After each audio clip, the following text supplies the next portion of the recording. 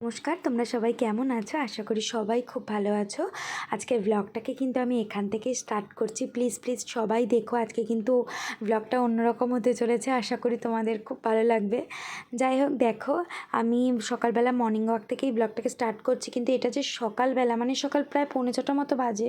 কেউ দেখে বলবে বলো, দেখো মনে হচ্ছে 10টা 10:30 বাজে। যেহেতু মাঠে মেলা, তাই এখন মেলার ওখানে হাঁটা যায় না। তাই বাড়ির একটু পিছন দিকটায়, মানে একটু দূরেই হাঁটা শুরু করেছি।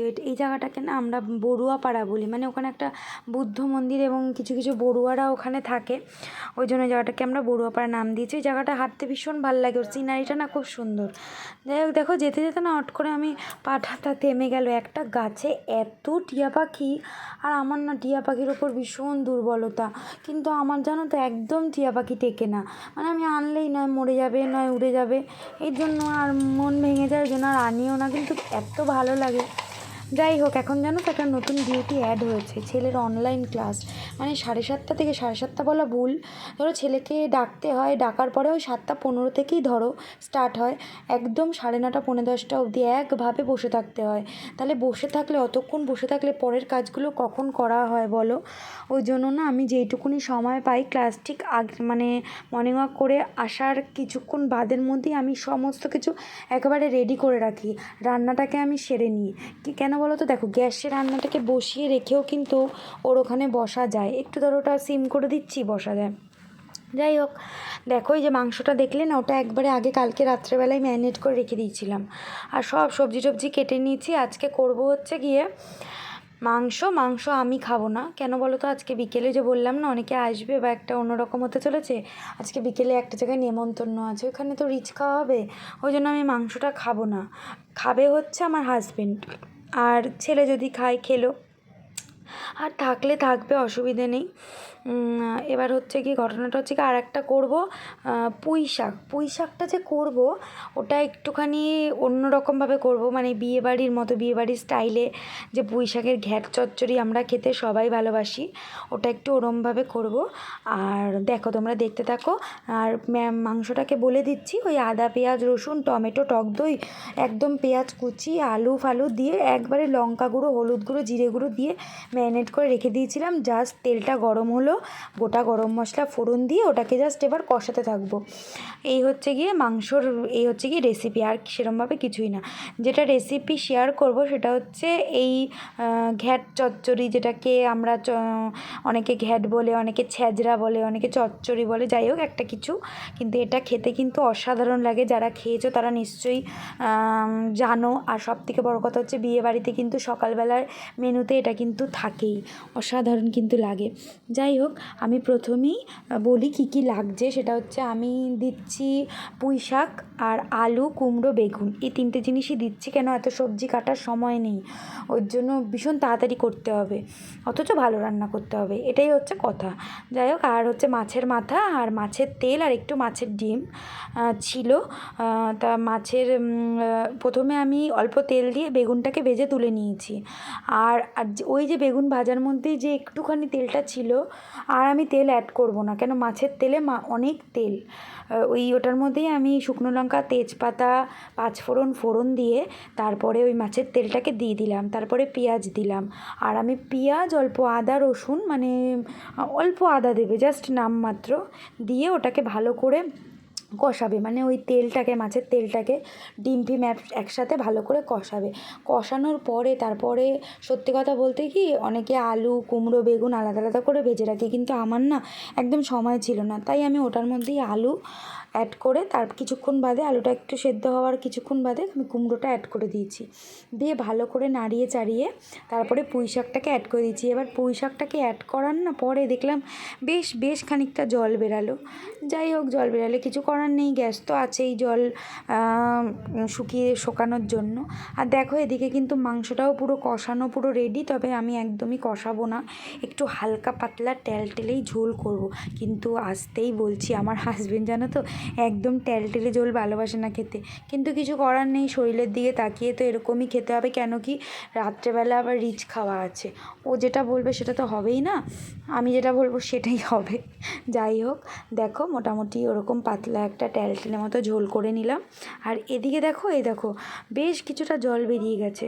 যাই হোক, জলটা মরুক, আর আমি এই ফাঁকে একটু নুন চিনি, অবশ্যই কিন্তু এটা একটু একটু মিষ্টি মিষ্টি হয়। তোমরা যারা মিষ্টি খেতে পছন্দ করো না তারা দেবে না, কিন্তু আমি একটু মিষ্টি খেতে ভালোবাসি, তাই আমি একটু মিষ্টি দিলাম। আর 1 চিমটি গরম মশলা গুঁড়ো দেবে, বেশি দিও না, কেন পুঁই শাকের স্মেলটাকে নষ্ট করে দেবে। এবারে আমি মাছের মাথা আর ভেজে রাখা বেগুনটা অ্যাড করে দিলাম। এটা কিন্তু প্রায় প্রায় হয়ে যাওয়ার পর্যাতেই আছে, দেখো মোটামুটি প্রায় হয়েই গেছে। তা এর মধ্যে আমি এটাকে আর একটু, আমার মনে হচ্ছে এটার ওই সাইডের একটুখানি জল জল মতো, ওটাকে আর একটু টানাতে হবে। তাই এটা এই ফাঁকে টানুক। টানতে টানতে আমি এদিকে আমি ভাত বসিয়ে দিই, সরি ভাতে বলছি, গ্যাসে, কি ভুলভাল বলছি, যাই হোক গ্যাসে ভাত বসিয়ে দিই। আর যে গ্যাসে মাংসটা ছিল না সেই গ্যাসটাকে মাংসটা হয়ে গেছে, এই ফাঁকে আমি মাছের ঝোলটা বসিয়ে দিই। মানে মাছের ঝোলটা বসিয়ে দিই বলতে মাছ ভাজাটা বসিয়ে দিই। তাই তেলটা গরম করতে দিয়ে এসেছি। আমার ছেলে ঘরে ডাকছে, কী লিখেছে বলো তো, অসৎ সঙ্গ ত্যাগ করো। আমার ছেলে সবে সবে অ আ ক খ শিখছে, যেহেতু ক্লাস 1, সেহেতু এখন বাংলা শিখতে হবে, তাই আর কি ওই লিখে লিখে আমাকে দেখাচ্ছে। এই ফাঁকে মাছটা ভেজে আমি এই রেসিপিটাও তোমাদের সাথে শেয়ার করব।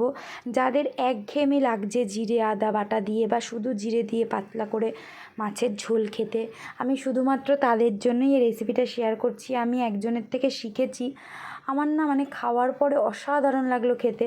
মানে ওই একঘেয়েমি ভাবটাকে কাটানোর জন্য আমি মনে করি এটা বেস্ট। সেটা হচ্ছে গিয়ে তেলের মধ্যে তোমরা পটল, আমি আলু আর পটল দিয়েছি, তোমরা শুধু আলুও দিতে পারো। আলু পটলটাকে ভেজে এই যে মশলাটা দেখছো না, এই মশলাটা হচ্ছে রাঁধুনি বাটা, টমেটো আর অল্প একটু জিরে গুঁড়ো, কোনো ফোড়ন টোড়ন কিচ্ছু আমি দেইনি। তারপরে ভালো করে কষিয়ে অল্প করে একটু জল দিয়ে দিলাম। ঝোলটা যেই ফুটলো মাছটা দিয়ে দিলাম, একদম রেডি। একটু নুন দিও, ধনেপাতা দিও না, ধনেপাতা দেখাই রাঁধুনির যে একটা স্মেল আছে সেটা যাতে না পড়ে, সেই রাঁধুনি দিয়ে মাছের ঝোল খাইনি, কিন্তু আমার তোমাদের ভালো লাগছে। রিলস বানাতে গেছিলাম আমি আজকে নিয়ে প্রায় 2 দিন হলো, পরপর সন্দেহ হয়ে গেছে জানো তো, আর আমিও মানে মোটামুটি ভালো আমার খেতে হয়ে গেছি। দেখো সব কিছু ফেলে আমার যেন ওই ঝোলটাই খেতে আমার একদম ভালো লাগছিল। চলো এবার, তাও কিছু করার নেই, যেতে তো হবেই, আর বেশি দূর না, উল্টো দিকেই। তাই দেখো ওই যে মোটামুটি এরা সবাই এসেছিলো, এরা বলতে ওই পাপাইদা, তিনাদি, অনেকে আরও অনেকে, ওই সায়নদা, পূজা, সায়নদা হচ্ছে পূজার হাজব্যান্ড, ওই যাই হোক একসাথে সবাই আমরা আর কি গেছি। ওই গেছি বলতে ঠিক আমাদের ফ্ল্যাটের উল্টো দিকেই পূজাদের বাড়িতে গেছিলাম, পূজা বিজয়দের বাড়িতে। ওদের ওর ছেলের রাইস সেরিমানি ছিল, বেশ মজা হয়েছে, ভালো হয়েছে। চলো তোমাদেরকে দেখাই। দেখো একদমই মানে আমার ফ্ল্যাটের একদমই উল্টো দিকে, তোমরা নিশ্চয়ই বুঝতেই পারছো। দেখো আমরা সবাই একসাথে আর কি যাচ্ছি, কত বাইক তোমরা শুধু একবার দেখো, মানে আমাদের গলিটাতে সবাই আর কি গাড়ি রেখেছে, এই আর কি। তা গেছি, প্রথমে ঢুকেই আর কি ওর বাচ্চাটা ঘুমিয়ে পড়েছিল, ওর জন্য বাচ্চাটাকে তোমাদেরকে দেখাতে পারলাম না। বাচ্চাটা এত কিউট না, যাই হোক এইবার চলো আসল জায়গায় যাই। এরা এমন সুন্দর করে নাচ করে না, আর এমন করে নাচ করে, এত হাসিও পায়, আবার দেখেও ভালো লাগে, খুব সুন্দর করে করে। কিন্তু তার ফাঁকেই দেখো তোমাদের বাচ্চাটার ফটোটাকেই তোমাদেরকে দেখিয়ে দিই, আয়ানসকে কিন্তু খুব খুব কিউট দেখতে। আর এদিকে আমার ছেলেকে ওই টাপ পাতা নাচানোর জন্য একদম উঠে পড়ে লেগেছে, আর ও কিছুতেই নাচবে না, ও চুপ করে বসে থাকবে ওখানে আর সবার নাচ দেখবে। আর এরা নাচছে দেখো, মানে কি বলবো। যাই হোক, নাচ দেখতে দেখতে খেতে বসে পড়েছি। এটা প্রায় অনেকটাই রাত জানো তো, কাল আবার সকালে ছেলের ক্লাস আছে, সেই ফাঁকে আমি তাড়াতাড়ি করে যে পাপিয়াদি বসে আছে, চুড়িদার পরা পাপিয়াদি, ওইদিকে শাড়ি পরা ত্রিনাদি, এটা প্রিয়া, এটা হচ্ছে পূজা, আর ওই দিকে শেষ পর্যায়ে ওরা সবাই খেতে বসেছে। যাই হোক, আজকের মতো ভিডিওটা কিন্তু এখানেই স্টপ করলাম। অবশ্যই তোমরা কমেন্ট করে জানিও কেমন লাগলো। আর তোমরা কিন্তু একদম আমার চ্যানেলটাকে সাবস্ক্রাইব করছো না। প্লিজ প্লিজ প্লিজ আমার চ্যানেলটাকে সাবস্ক্রাইব করো। তোমরা যদি সাবস্ক্রাইব না করো আমার কিন্তু ভিডিও করার এনার্জিটাই নষ্ট হয়ে যাবে। তাই বলবো প্লিজ প্লিজ প্লিজ সাবস্ক্রাইব করো।